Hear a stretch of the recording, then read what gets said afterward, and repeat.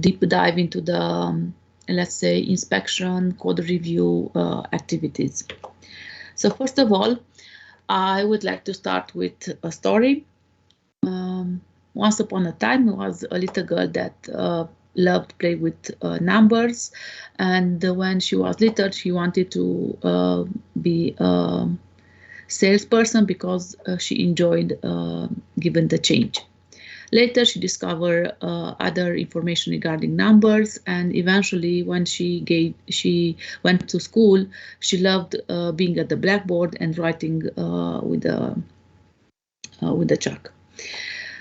Later, she also managed to learn about computers, and eventually she also became a teacher, and because she loved so much of learning and teaching others and improve herself, became also a PhD student.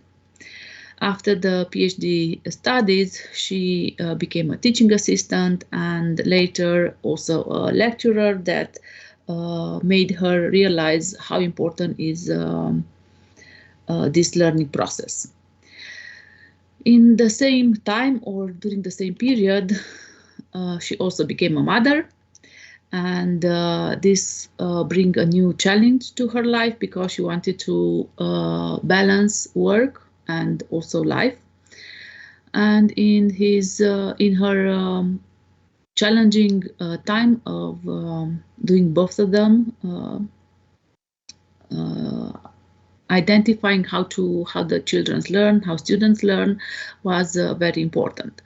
At some point, she understands that everything is connected, and everything that we learn in life, since we are little, until we grown up and we become adults and parents and grandparents and so on, everything is connected. So after realizing this, we may say this is a happily ever after story, right? But I like to say that every end is actually a new beginning. So with every student, with every class that she teaches, of course, I think that you by now realize that I'm that little girl. With every student, with every class, I begin new ways of learning with you together.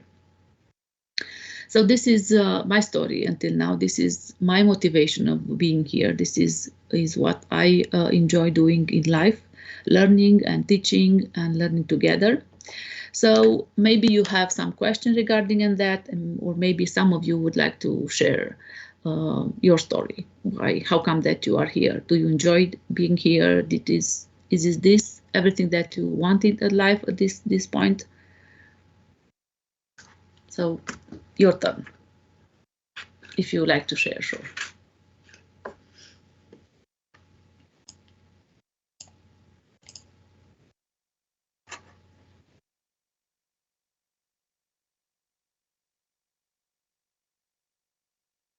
Anyone?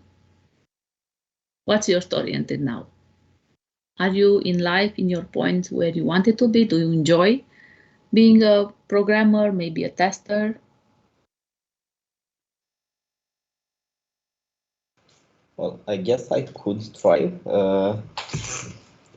Honestly, during high school, because that's the closest thing that's the closest point where I knew that I wanted to become a programmer. At the beginning, I didn't quite manage to get into the informatics class, so I went into social studies, and I kind of liked it for a period of time, but then I didn't like it anymore, so I switched in order to be able to learn programming. All the while I was doing that also at home, because that's how I found the passion, I guess. Mm-hmm. And then during university, I started to like it even more. So yeah, that's where I'm now. Okay, thank you, Andre, for sharing. Anyone else?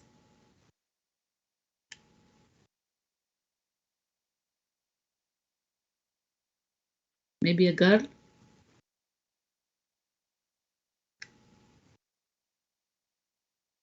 Oh, come on. I really want these lectures to be, even if not face to face, but to have a discussion on it. So how do you feel about the studies that you are doing now? Do you like it? Do you enjoy it? Have you ever thought of becoming an IT person or not?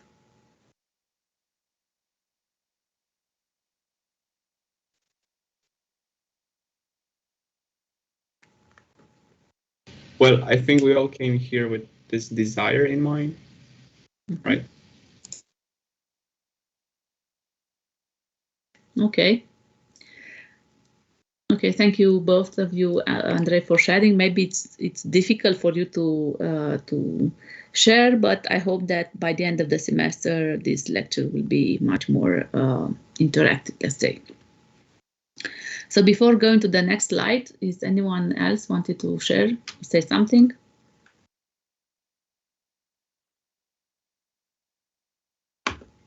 I guess learning is one of the most important things for, I guess, all of us. And based on our major, I think that the most important thing that we learned and we still learn is how to teach ourselves new things.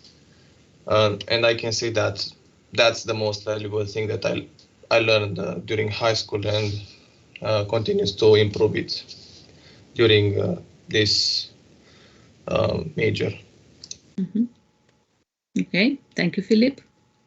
Yes, you're right. Learning is a lifelong learning, right? It doesn't matter if you think about your profession, I don't know, your collaboration, your emotion part, your, I don't know, your team collaboration, your personal life, you always learn, right? Okay, thank you. Yeah, I think that we can go next if anyone else would like to share. So this is something else that I also like to know about you before starting this journey together.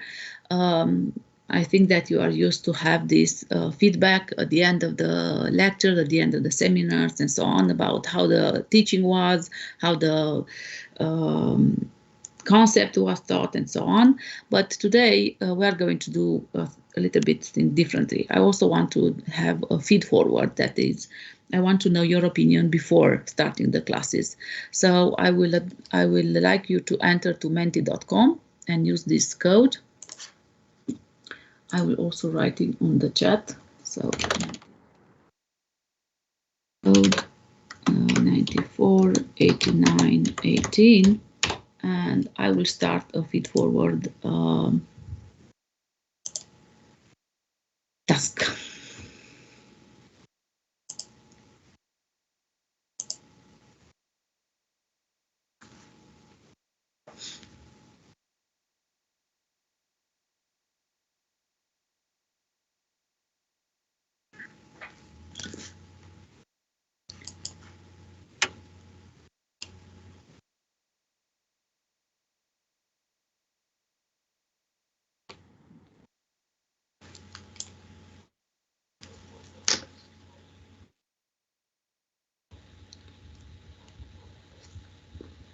Well, we're going to wait a few more minutes. I can see that we are about 90.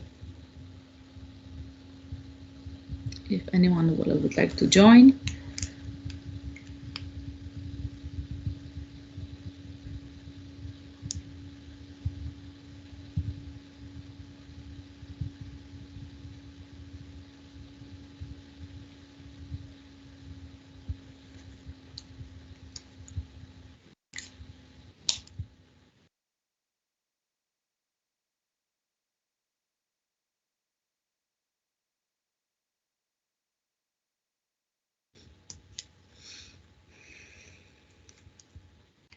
Okay. I can see that we kind of stabilized to 48. So, okay, one more.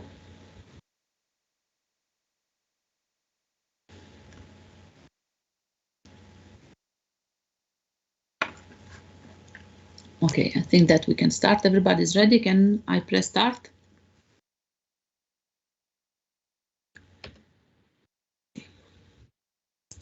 Yes.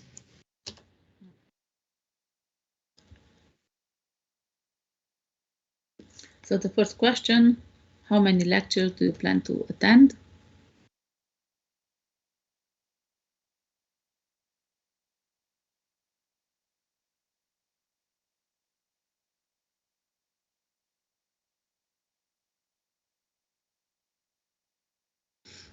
Okay, so I'm very glad to see that most of you selected that you would like to attend to every lectures. I hope this will remain constant until the end of the lectures.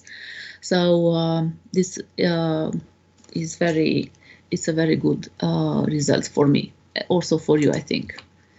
Okay, let's go to the next one.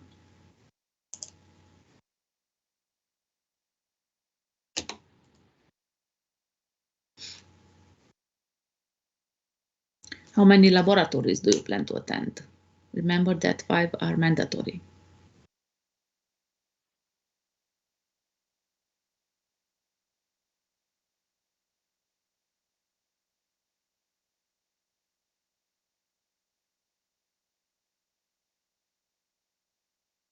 Great. So even if only 5 is mandatory, I can see that you would like to also attend to all of them. So very good for me and also for you. I will really hope that you learn a lot.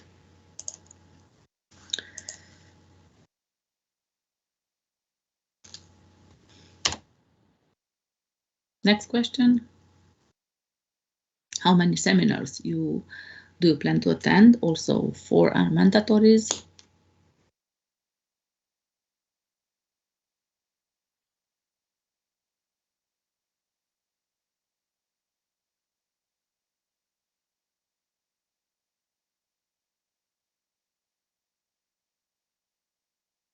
Great. Also, I'm glad to hear that, to see that you plan to attend to all of them, because the seminars are going to be very practical and also learn different things that you will not learn to the laboratories, but are more like collaborative learning, let's say. Okay.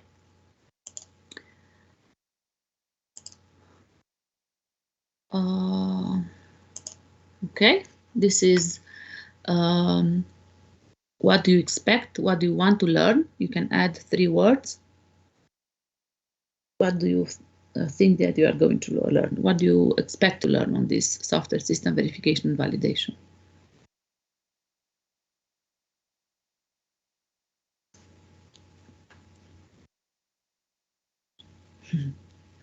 So the words in the title, right?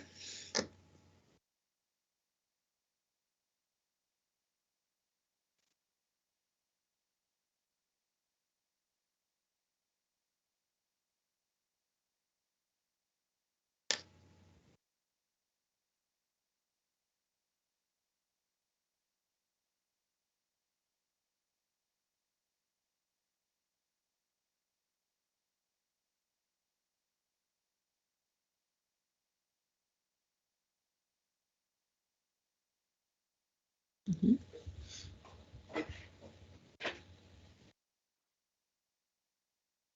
Okay, so I can see that most of you wrote testing, verification, and validation.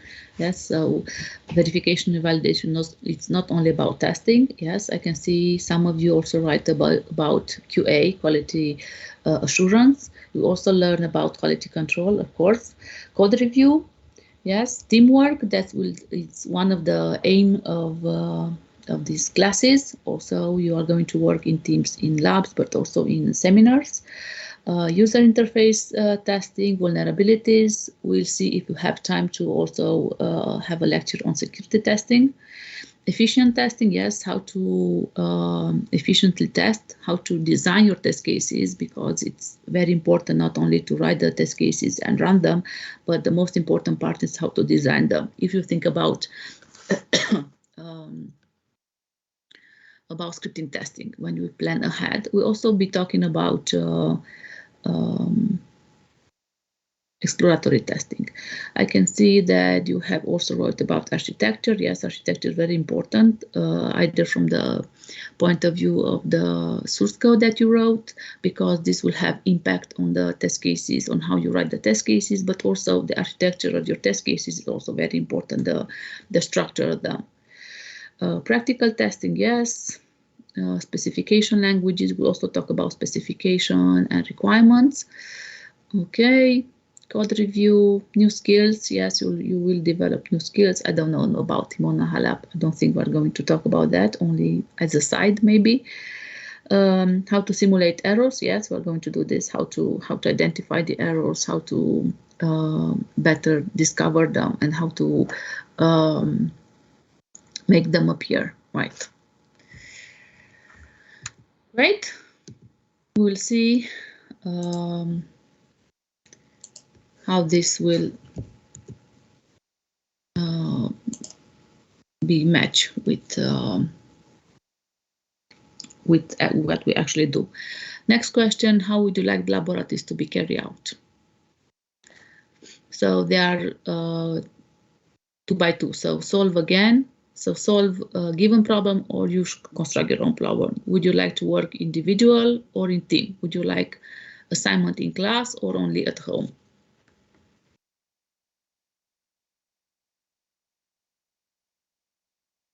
You can pick multiple choice. I'm sorry, I think it's single choice. Yeah, it's single choice. Really? Okay, that's my mistake. I will do that next time. I wanted to save time, right? To have, but I should have split them in the different questions such that you would select best. Okay, so from this question, I can see that most of you would like the assignment home. Maybe if you like to also talk about the other one. So between solve given problem or solve your self-constructed problem, how do you think?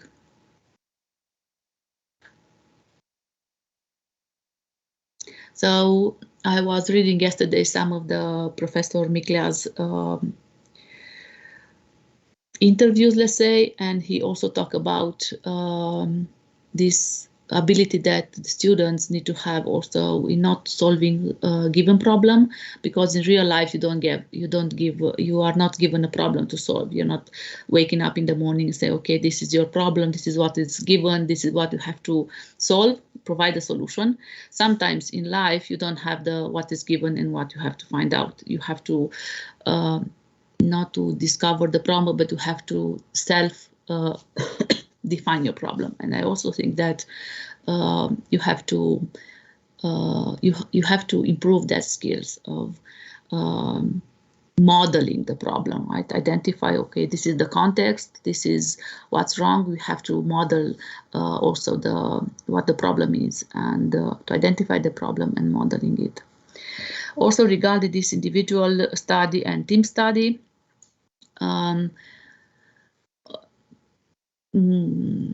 I am one of the person actually that like this individual study, but this is just my perspective. And I know that nowadays, most of you maybe, or some of you would like to have this team study. Am I right? How do you like to study? Do you like to study individually, or do you study better in teams? Well, I guess it depends on the subject of study, at least for me. Yes, Andrei. Oh, many Andrei in this class.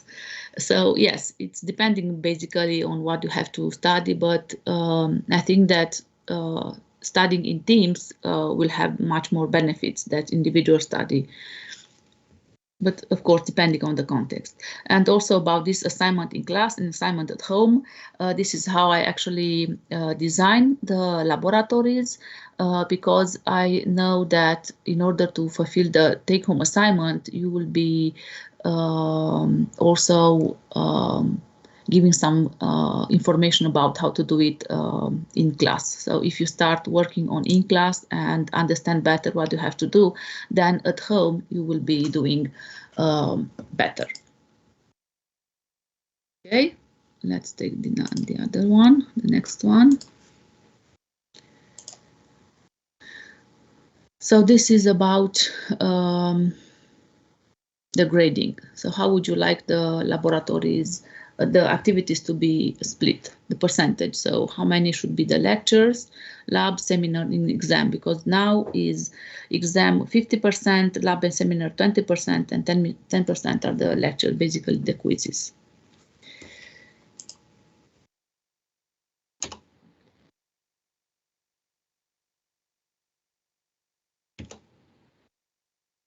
Can you enter now?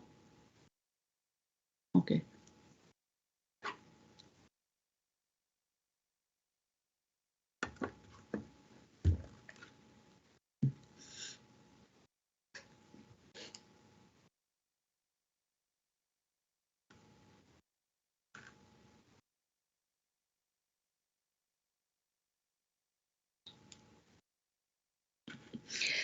Okay.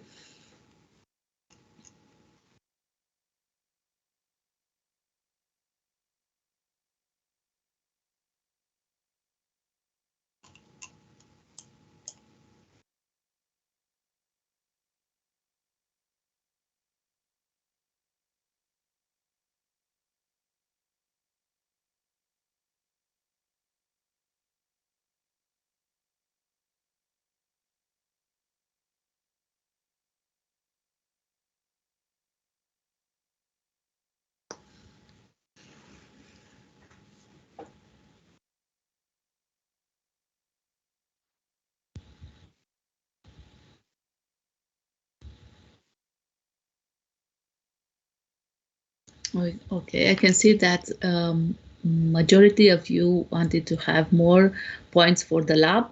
At least this is what I recognize in majority of the of your points, and also some points for the exam.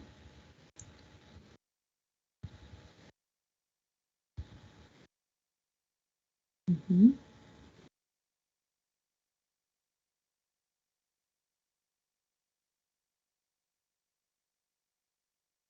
Some of you made also 97% for the labs, yes.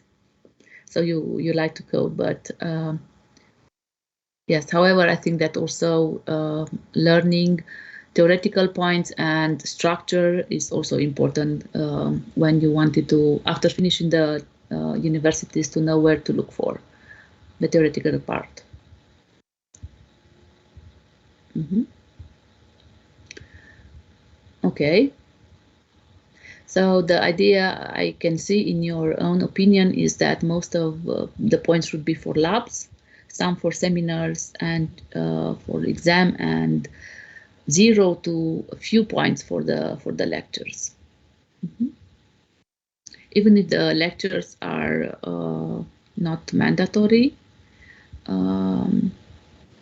it's only 10% of the final grade, but you will see later how we're going to proceed with the lectures. Okay, thank you. And we still have one more.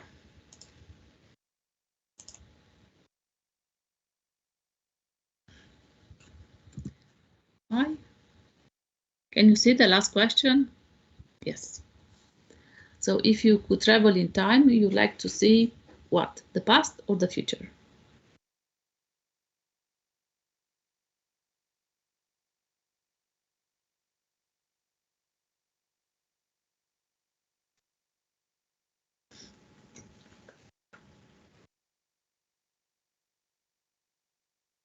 Okay, so I can see that most of you want to go to the future to see the future and not to the past. And now I would like to, of course, if you like, take one student that selected the future and one student that selected the past.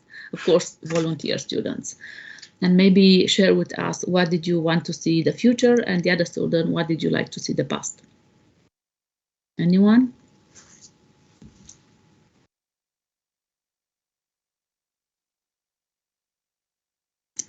So yes, Andrei, please. And Well, also, at least for me, it was the fact that by selecting the past, I can see, for example, the numbers of at the lotto session of yesterday and every day until today. And well, practically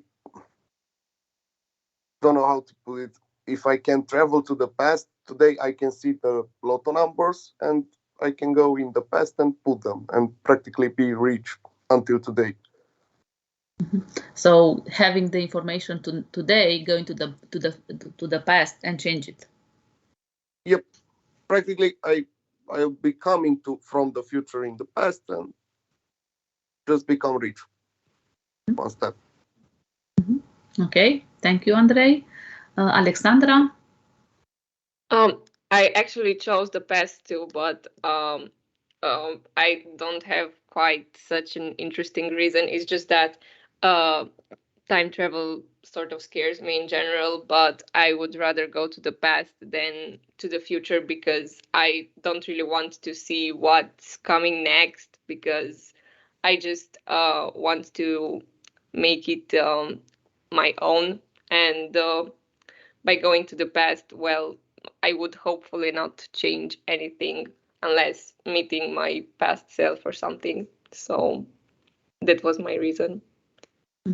Okay, Alexandra. Yes, it's true that sometimes it's easier for us to know to go in known places that to see unknown future. We are scared of the future, what is unknown. Yes, sometimes maybe you can go back on some quiet place and, as you said, Alexandra, to your younger self, right? Okay, how about who selected the future? If anyone else would like to share.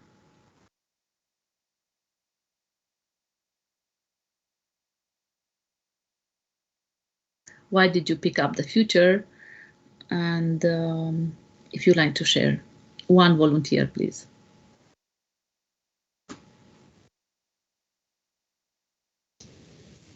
Well, I picked the future because I didn't really think that the past was that great of an option. First of all, because you could see what actually happened and not like the stories about it, and maybe that would change your perspective on life in a bad way. And another thing was that I mean I'm satisfied with where I am today, so going in the past wouldn't mean anything significant. Okay, thank you, Philip. Yes, very, very good. It's not a wrong or right going to the past or going to the future. Everybody selects what best for him. It's not a right or wrong answer. It's just different perspectives. And what I wanted to do with this exercise is that we can see each other's on different perspective, and if the other person from beside us select something else, doesn't mean that select better or worse, right? It's just his own perspective, and I think it's very important to recognize everybody's perspective and agree with. Okay, before going further, if there is anyone else who would like to add something. Yes, I choose the past because if you add an A, you have pasta and I'm hungry. Okay, that's a very nice perspective, Doreen. Thank you for sharing. Anyone else?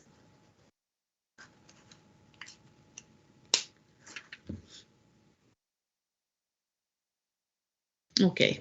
I mean, I like the idea of going in the past, but not the recent past, but like way back in the past. Like, I don't know, meet Jesus or something like that. I don't know.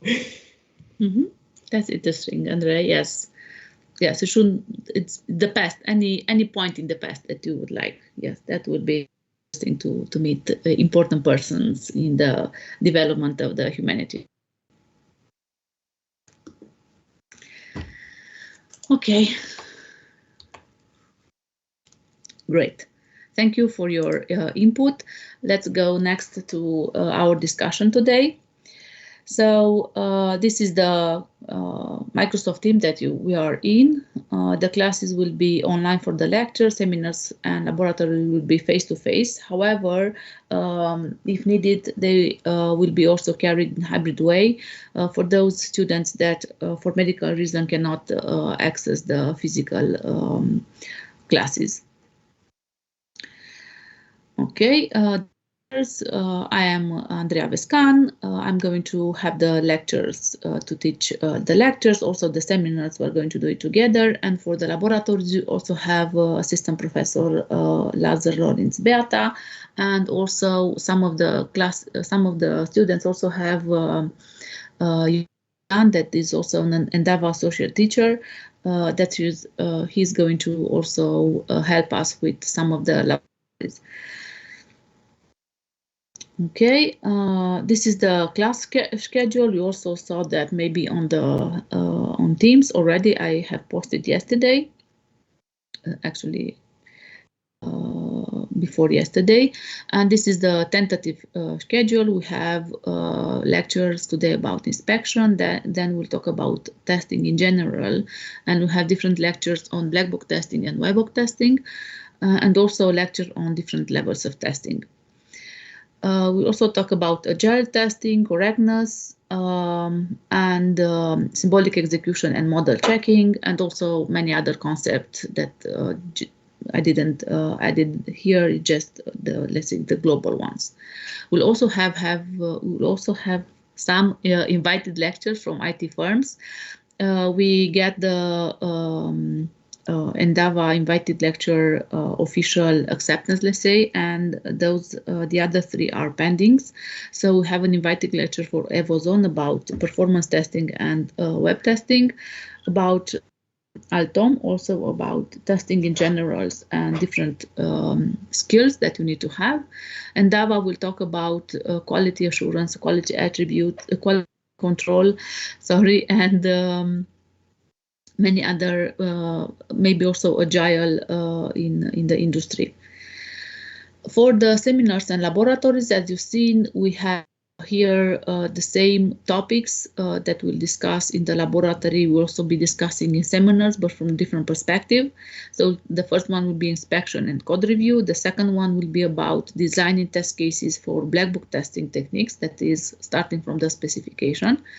The third one will be about white box testing techniques, that is designing test cases for the source code, so having the control flow graph and creating test cases to have coverage from different criteria like statement, condition, decision, and so on. In the fourth lab, we'll talk about levels of testing, and we'll be discussing about integration testing. The fifth lab will be about web testing, and this one will be about, the last one will be about testing your bachelor thesis. On the last seminar, I will tell you what we're going to do next.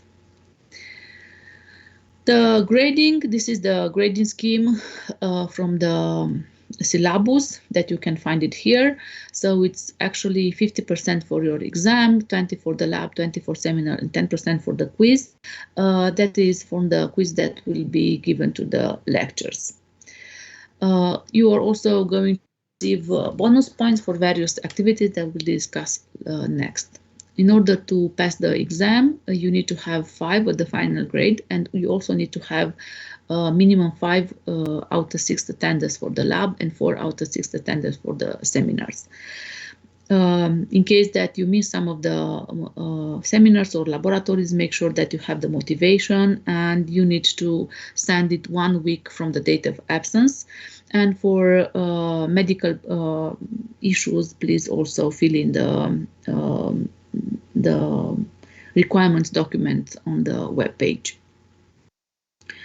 From the students from the previous year, they had to do all the activities again, and the exception is for the attendances, so they don't have to have the attendances for it. Questions if you have until now.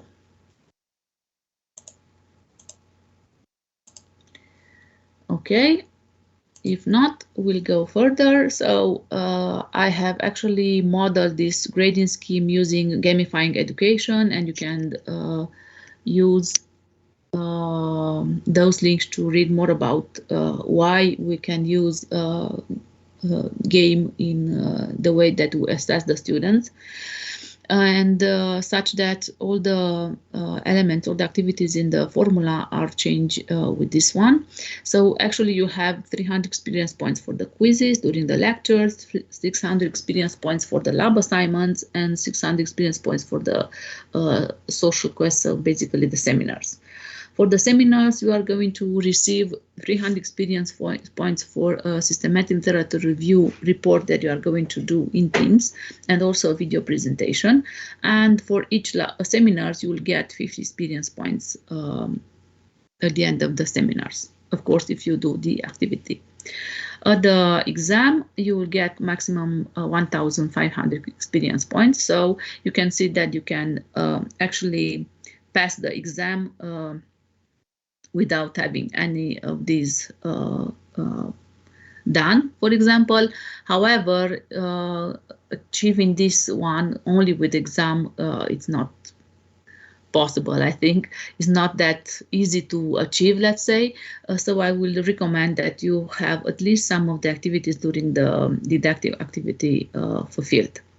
As I told you earlier, you can also get some bonus points. The first one is that you can receive some bonus points for participating in an education research study. This is a research that we are doing with the University of Nottingham, better design of teaching learning activities. And for the first study, you need to complete 2 questionnaires. This will be in the first week, and the last one in the second one, the last week. I am going to participate in this study, but I don't have access to the data collected. Only after they will be anonymized. So the Belgium researcher are going to send me the data for view, only the names that actually fill in the questionnaire to give you the 50 experience points. The second study, you will get 150 experience points if you fill in all the 6 questionnaires. They are in the week 1 and the last week with the lecture 12. And then for every those 4 lectures, we also have this questionnaire. This will take, the middle ones will take less than, I don't know, 5 minutes to complete this. So it's not a large one. In order to participate to this bonus, I will post later the information. So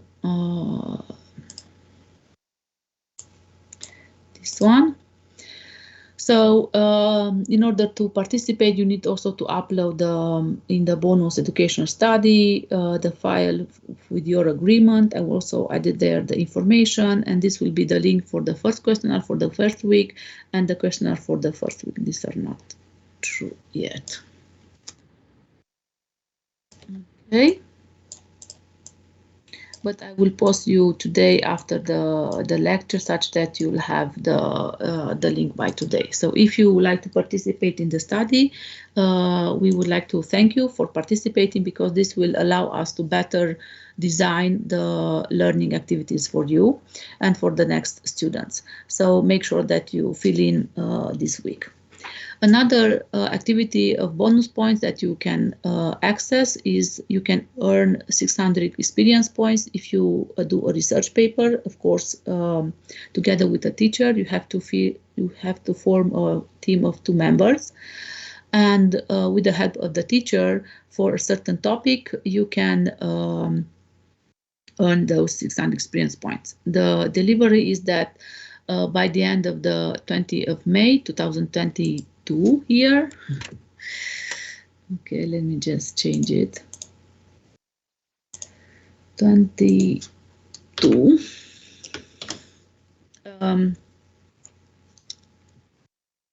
Next one. you need to create a journal paper or a conference paper, and you need to send it before 20th May. The topics will be available in the second week. Do you have questions regarding those grading?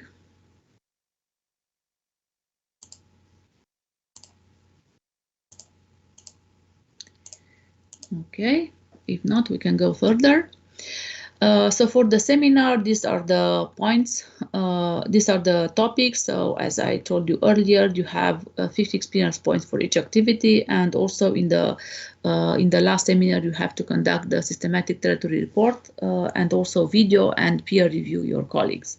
For each seminar, we'll have a 10 minutes discussion for a given topic. We have 60 to 70 minute assignments on a given topic. So we will do exercise and team activities regarding inspection, black box testing, or white box testing, and so on. And the last 10 minutes would be actually a quiz about the required reading or some seminar discussion that we have in that seminar. So this is how you actually get the 50 experience points, by answering this quiz question that will be about the topic in the seminar. For the systematic literature review, this is just several points, but I will be talking to you in the first seminar with each group in details what you have to do. So this is actually conducting a systematic literature review in a certain topic. You need to fill in a report and also a video presentation of 5 minutes, and also do some peer review in the this last seminar. You will get 150 experience points for the report and 150 experience points for the peer review. You will work in a team of 3 persons, and here are some elements of how to conduct the systematic literature review. For the task B, for the video presentation, you are going to make a Pekachuka presentation of 5 minutes, and also do a peer review of minimum 3 presentations in the last seminar. But we'll discuss in details more about this on the first seminar. For the laboratory, those are the topics that we have discussed earlier. For each laboratory, you will have 2 weeks basically to deliver, but you can also deliver late. So for example, the first lab will be delivered in the second lab, but you can also deliver in the third one. However, you only get 1/3 of the points for the take-home laboratory.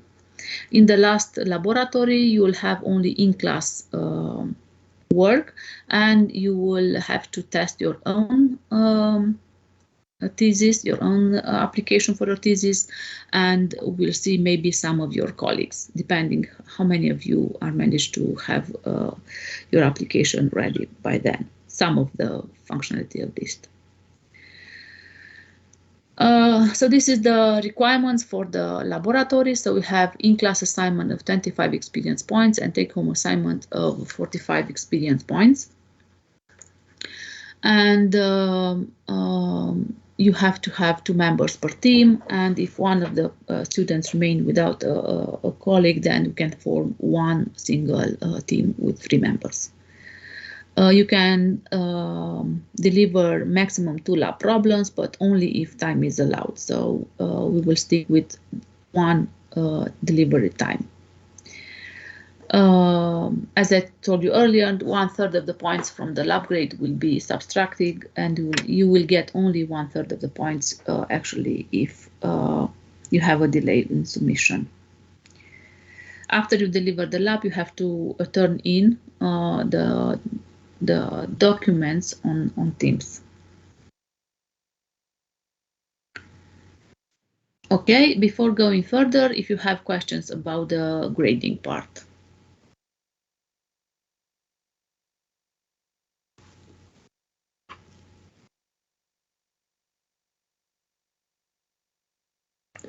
Okay, let's go next. So next, what you will learn. So these are some information that we are going to learn, but we will add some more. So for example, we will learn about the code inspection, and not only code, also inspection of requirements, document, and design. We also talk about various testing elements, starting from unit testing, integration testing, and also discuss automated testing, regression testing, and so different levels of testing will be discussed. We also talk about proof of correctness, so correctness in general. We talk about model checking and also symbolic execution that is not here. And we also talk about exploratory testing. Now, regarding these topics, is that I teach this class from 2009 to 2010, and starting from then, I read several books, of course, several lectures and several articles and papers, and also got different certification for the black box software testing series. I got the foundation, bug advocacy, test design, domain testing, and never stop, let's say, learning from there.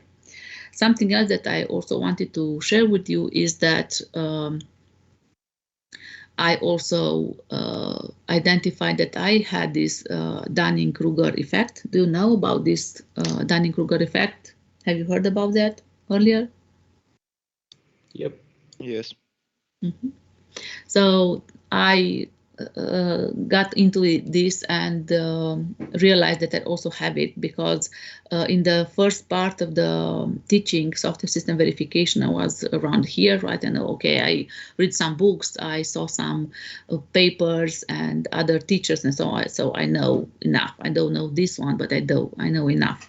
But after starting to learn more about on the BBSD classes and reading papers, okay, I understand that, okay, I don't know that much, right? I got to this valley of despair, but once I start learning again, I can say that now I started learning, but I do have much more to learn. As I say earlier, we need to learn along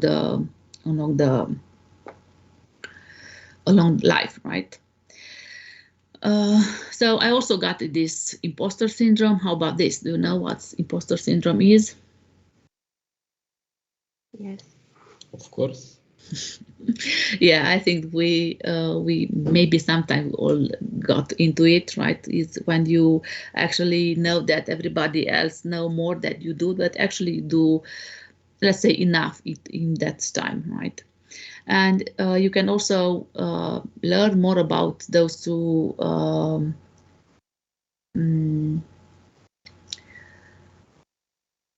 phenomenon, let's say, if you like to go to this link and learn about how the Dunning-Kruger effect and the imposter syndrome actually, let's say, meet at some point, and what is the gap between them. So what I wanted to tell you about this is that in this lecture we are going to learn together some topics. And I wanted also to share that this learn never stops. So don't expect that you learn everything about testing and about verification and validation. This lecture is not going to do it. I'm not going to do this. You are going to learn on the entire life about a developer, the developer of the tester, about different aspects and activities of it. So next we are going to work together. The first task that we're going to work together, we still have like half an hour to do it, but we're going to spend 5 minutes next. So if you go to this link, 1 second, I will show you on the Miro, and we're going to spend 5 minutes on it. Complete the Miro board. So add anything you know about software system verification and validation. You can go here on a link and type what do you know about software system verification and validation. Just fill in the lines. You can also add by clicking plus here, right? So 5 minutes.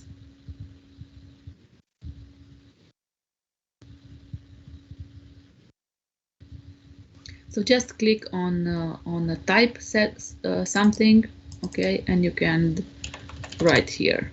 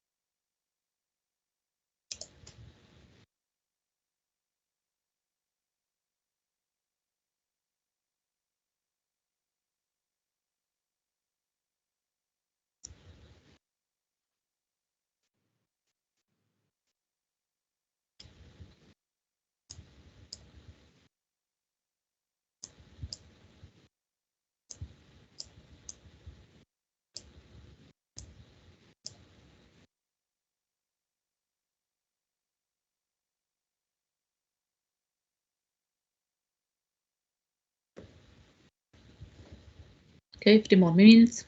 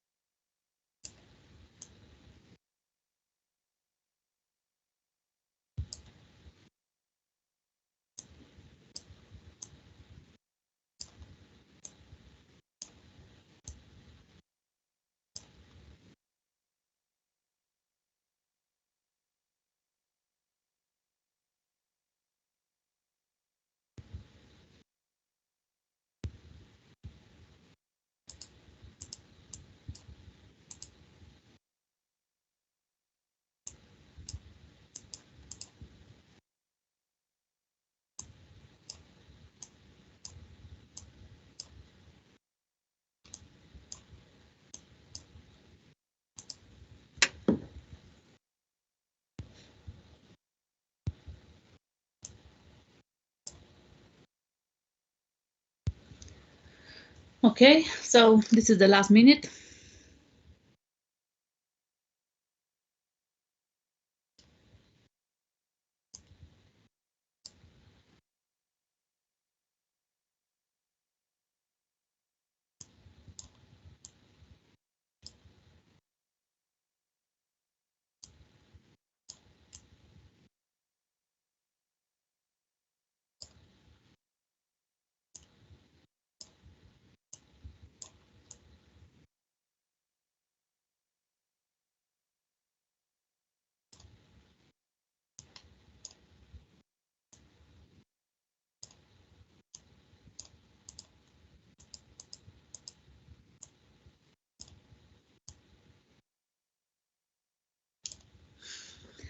Okay, so I can see that you know something about software system verification and validation. You know about unit testing. I can see you also wrote about code reviews, alpha, beta testing, regression testing. That's an important aspect. Continuous integration and continuous delivery. Yes, test-driven development. You wrote also about different frameworks, BDD. Yes, behavior-driven development, continuous delivery. Yes. Testing, some of you wrote, we were told testing is important, then we got jobs, yes. Features, yes, we did the features. Manual testing also important.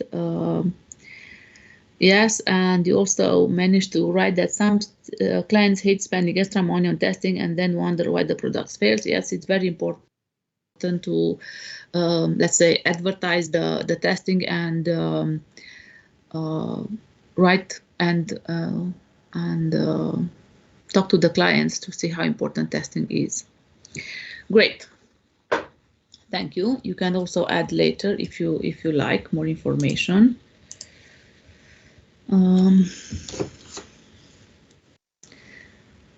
Okay, and something more that I wanted to add before going to inspection is that in order to overcome the student's objective not attending to the lecture is to the seminars or laboratories is that attendance now matters on the seminars and laboratories. Your time, I know it's also important, but once you, since you have taken this classes, I think it's important that you can also get the maximum concepts from these classes. So it's important to you also the timing. But I also know that you will learn different aspects of testing, and you also improve not only the technical part of testing, like designing test cases, writing unit tests, and so on, but you also improve some skills because you are going to do teamwork, you are going to present, you are going to collaborate and also write on computer like test cases. And not least, I would hope that you also enjoy the time for all the classes.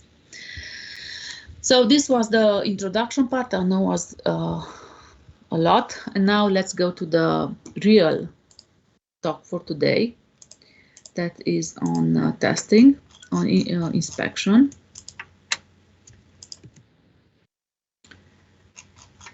Okay, just open this one. So today we're going to talk about inspection. Previously, we talked about what topics we will learn, and this code inspection was one of the things that we discussed. Now, when we talk about software development lifecycle, you know by now the V model. So we have this V part of the development in which we have first the design and the development of the application, and then we have also the all the tests or the methods or the activities that are related to the verification and validation part of it. Wait a second. Before that,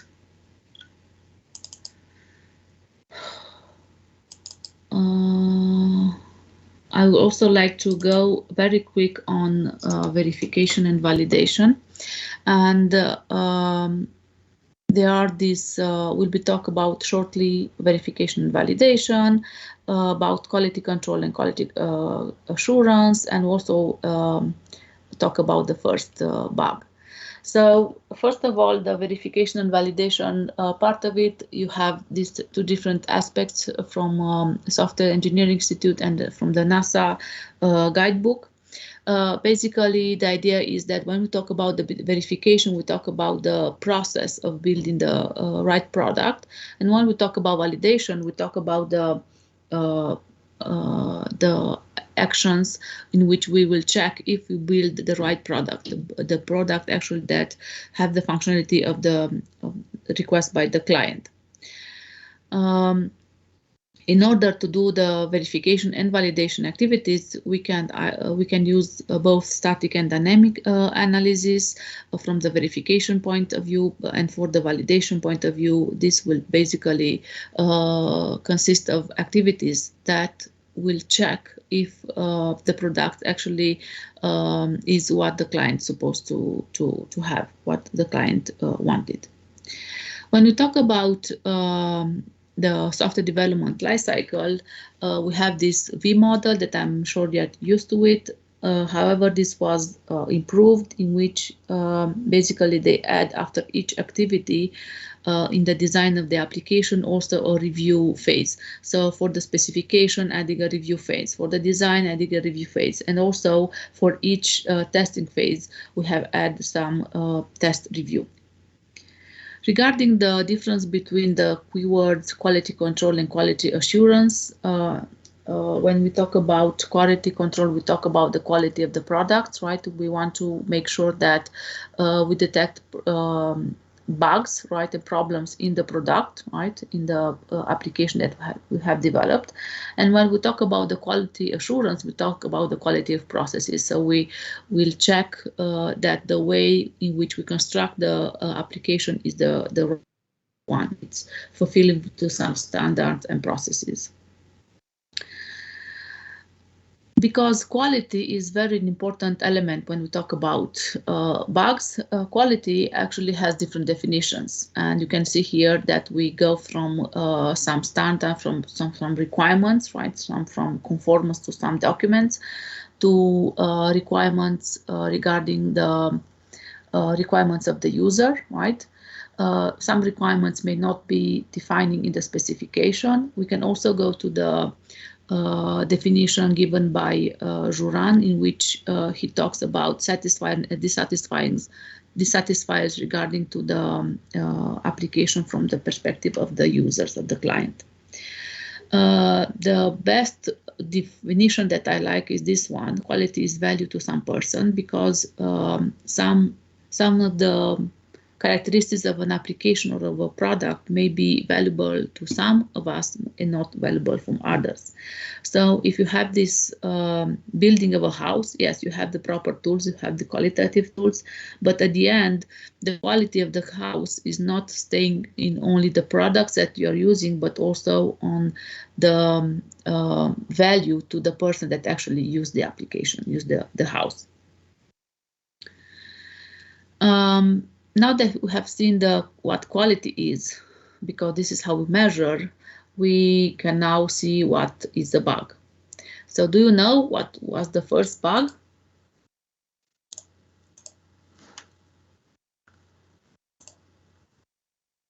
Do you know which was the first bug that was found out?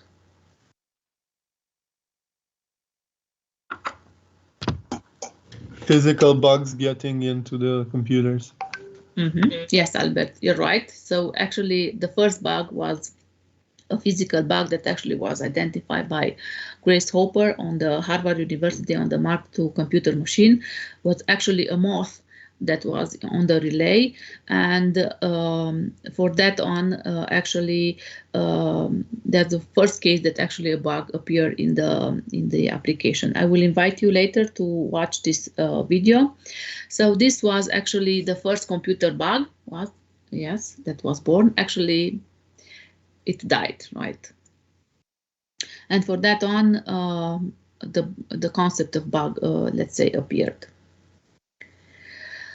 I will also draw some attention regarding different aspects of terms that are using for software failures. So it's a difference between fault, error, and failure. So this fault is something that is the cause, the just cause of an error. So it's actually a bad design, let's say, a bad logical error that is in the application.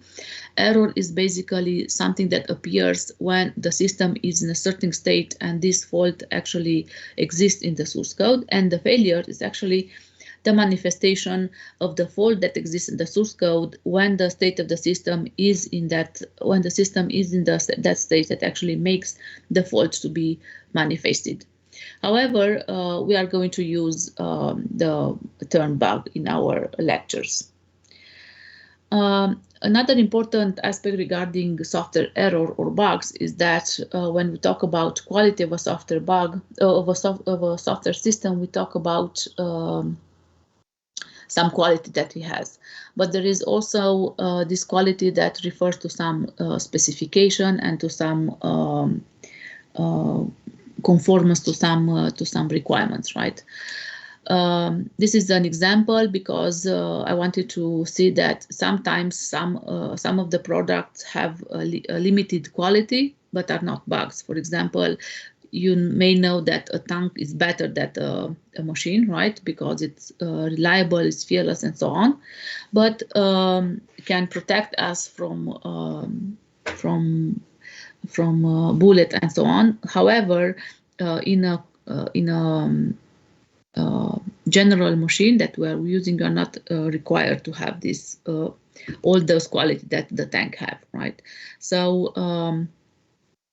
some aspect of the products basically do limit its quality if you compare this one, but are not bugs. Also, James Buck talk about a bug that is anything about the product that threatens its value. And in our course, we're going to use bugs as terms whenever you refer to a problem in the application. These are different aspects that actually makes a bug occur. So whenever a bug could be something that is not specified in the specification, but the application does. Something that is specified in the application and the application doesn't, right? Something that the application doesn't mention, right? Or something that the specification doesn't mention, but actually the application should mention to do it. So there are different different perspective of seeing a bug. Here you can see that the cause of appearing bugs is basically majority in the specification. Specification and design are actually the main cause of wrong specification and wrong design are the basic specification of why do bugs occur. Only few portion of the code actually makes the source of the bugs.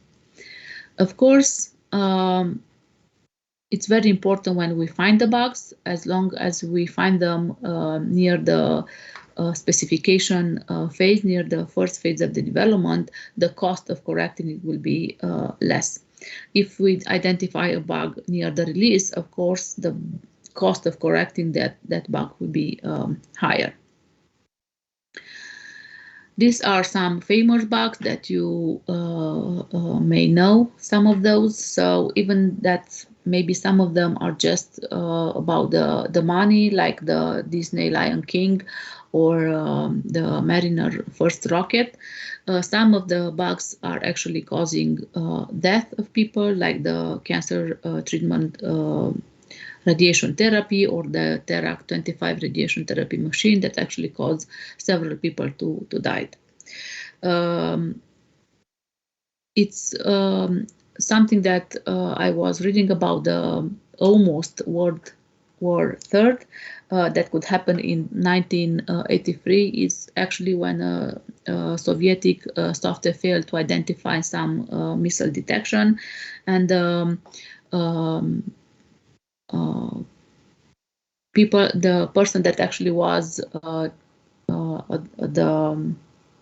on duty on that night said that if the United States actually wanted to fire some missile detection to US, will send more than one missile. And this was the thing that he actually made him identifying that failure of the missile. So it's very important that those errors I identify as soon as possible, and we need to be aware that some of the bugs could not only cost us money, but could also affect our lives or the others.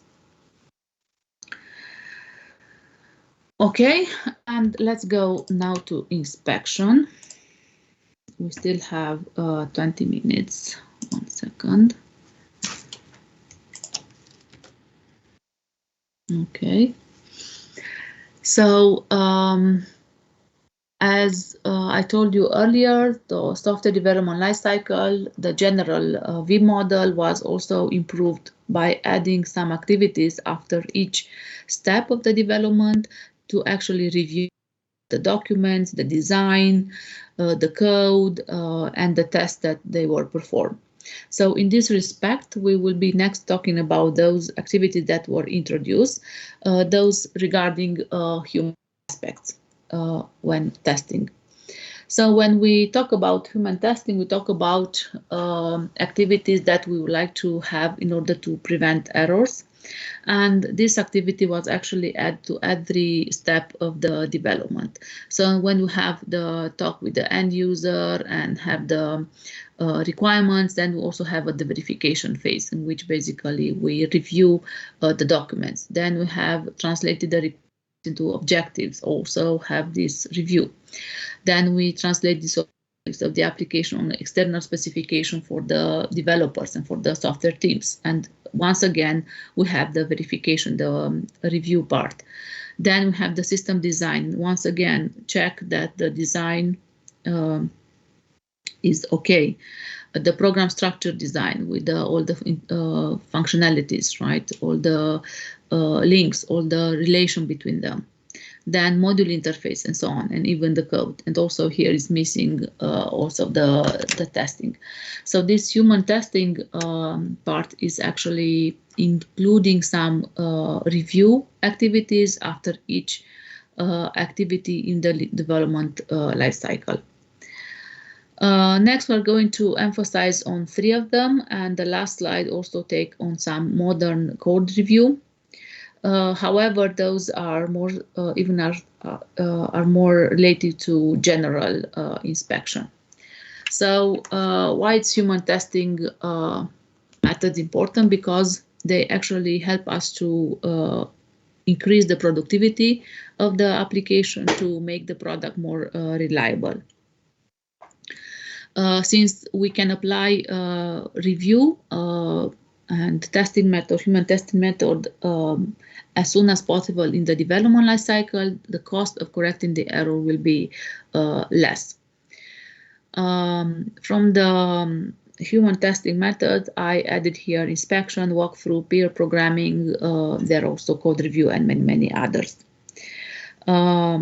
A very important advantage of applying these human testing methods is that we can find from 30 to 70% of the logic design coding error in programs, and those percentage are from the entire set of bugs that we can find with any other techniques. So if you see in the 100%, let's say all the bugs that you identified either with inspection or with automation testing or with manual testing or any other technique, basically using human testing methods like inspection, right, or walkthrough on peer programming or code review and so on, find out between 30 to 7% of those total set of bugs. So it's very important.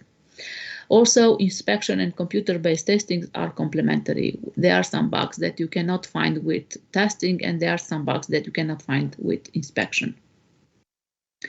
This is a screenshot from the Endava presentation that you also have later in the lectures. They have identified on their project that they are finding a defect in review 9 times faster than in testing, and they are solving a defect found in review 5 times faster than a defect found in testing, because they actually know the location of the error. So inspection is one of the technique that was first developed in by Fagan. It has a list. It had some team members. So there is a moderator, the author of the product that is actually being inspected. So either they will talk about the analysis, the design, or the source code, the secretary and the reader. There are some checklists available, and the duration of the meeting is about 90 to 120 minutes. So there are some ways in which the activities are going to be performed. There is a planning activity, there is presentation, overview, individual preparation, inspection meeting, actually that all the members discuss about the remarks that they have identified. There is also a rework part and the follow-up, in which basically the moderator also check between the author if all the remarks were modified. We also use for the first lab, those of you that already have, there are some checklists that can help you identify some general errors on the documents, on the artifacts that you are inspecting. Either that we talk about the specification, the analysis document, the this is duplicated, I will modify it, code or test document. If you also look on the internet, there are pages and pages of checklists. Also, they are maybe specific to some programming languages in which you can use them to identify different types of bugs in your artifacts. What are the advantages of inspection is that we can discover error early as possible. We can also have the source of the error, right? It's very we can locate the defect and it's easy to modify. However, when we talk about testing, it's very difficult to identify the source of the error, right? You know about the error, the manifestation, the test case give you fail, for example, but you have some times to identify which method, which class, which line of code actually had that error that you need to correct. Here in inspection, actually you have this source of the error right there, because there where you find it. This inspection is also a means for education, because you can put in the inspection meeting also some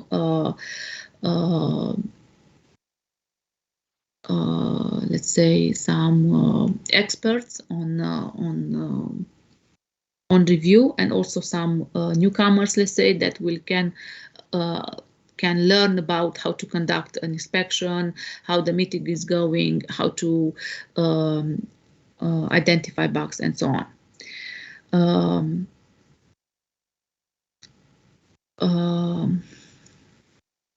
Also regarding inspection, it's very important because there are two phases. This individual phase in which each member of the inspection team actually get into the code or into the artifacts, and then you also get into the inspection activities, into inspection documents as a group. So basically, you are going to go twice on the same artifacts. Okay, the second part, the second type of human testing is walkthrough, in which basically it's very similar to inspection, but it does not have the checklist, and you still have the moderator and the secretary and the testing. There is no checklist. The participants in the meeting actually just play the computer or the documents, and there is no individual preparation as in the inspection. So the aim is the same, to identify errors in the documents, and it's also between 90 to 120 minutes. So those inspection and walkthrough methods are very similar, but there are some differences regarding the activities that are planned to. The last method, human testing method, that I wanted to share with you is the pair programming. And in this regard, we have activities similar to inspection and walkthrough. However, we don't have here a clear team. We have actually only two members that actually change role. They don't have checklists. They are just exchanging programming styles, and they just learn from one another. It's also a mean for education because we can put a senior programmer with a junior programmer, and the junior programmer are also learning about different programming styles and from the senior. This peer programming is taking place in normal work days, in which basically, based on the schedule that the two programmers have, they can just change the roles. And this is not a specific task for just do inspection or code review. It's just alternating the coding and the inspection activities. Okay. And until now, we have discussed about inspection, walkthrough, and peer programming. However, there are more modern code review, and I want to tell you that we talk about code review and not about inspection or review of other documents. So when we talk about code review, there is this new term called modern code review that actually started with this paper in 2013 with expectation, outcomes, and challenges of modern code review. They talk about this term of modern code review that you can find more information about in the journal from Software System, Journal of System and Software. So it's a systematic literature review on modern code review. So it is very similar with the steps that we will going to do for the seminar. And more recently, you can also identify some new methods on how to automate these code review activities. And those are two important papers about how we can automating these activities. There are also other methods regarding quality assurance, right? That we talked earlier. That is a COCOMO model and other models in which basically we also inspect or review not only the source code but also the documents, so processes of checking that we are doing the right way. So for the seminars and for the laboratories, we actually kind of do an inspection, but not the real inspection. We kind of have a mix of all those methods because we actually are using the checklist for the inspection. As you see, we have selected several checklists for each life cycle. So for the specification, design, and source code. We have some walkthrough because you will play with the application. You did this in the first lab, and also you do peer programming because you actually do this in a pair with your colleagues. So it's a mix of methods. We also will be using the same on the first seminar. We use the same checklist from the inspection that you have for the laboratory. A very small problem to apply all. Okay, and now the last part of today, please go also to menti.com in the last 3 minutes that we have.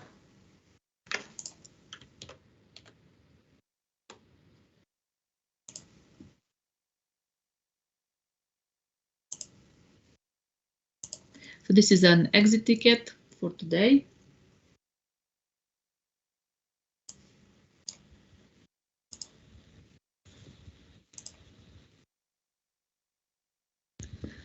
So code, I will write you now the code. Code 18110. So we have 3 questions. Add 3 concepts that you learn in this lecture.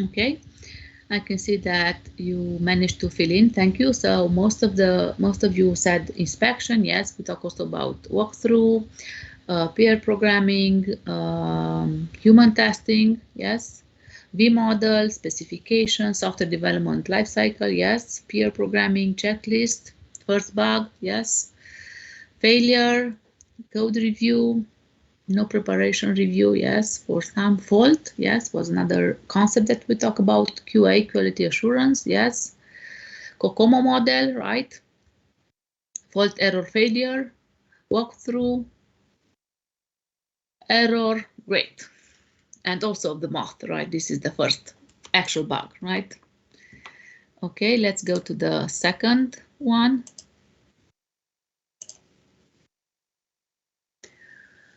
One word you choose to describe today's lectures. How was the lecture for you?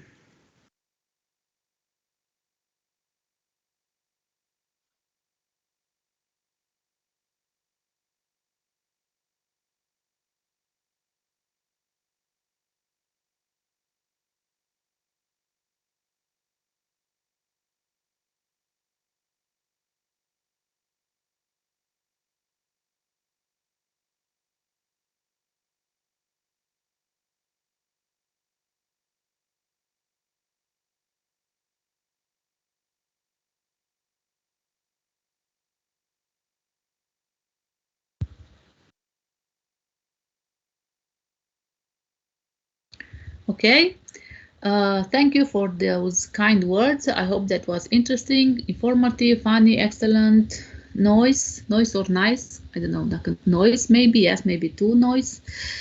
Lamp, I don't know what lamp is. Good starting point. Moth, yes. Inventive, informative, good, basic concepts.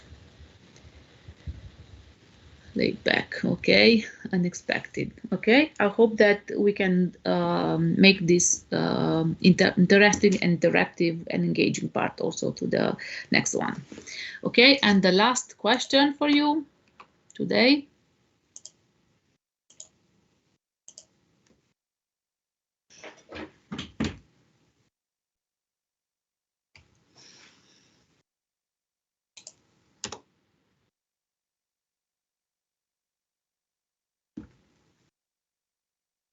Which superpower would you like to have?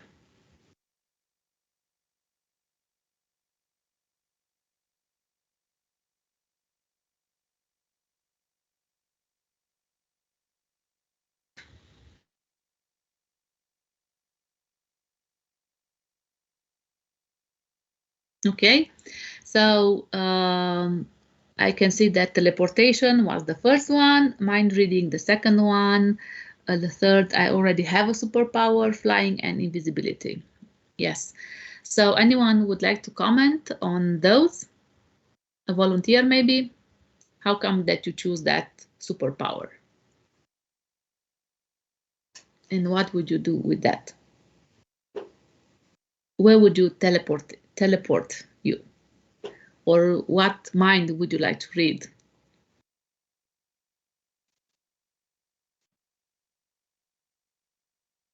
No, too personal? Not really. Oh, sorry.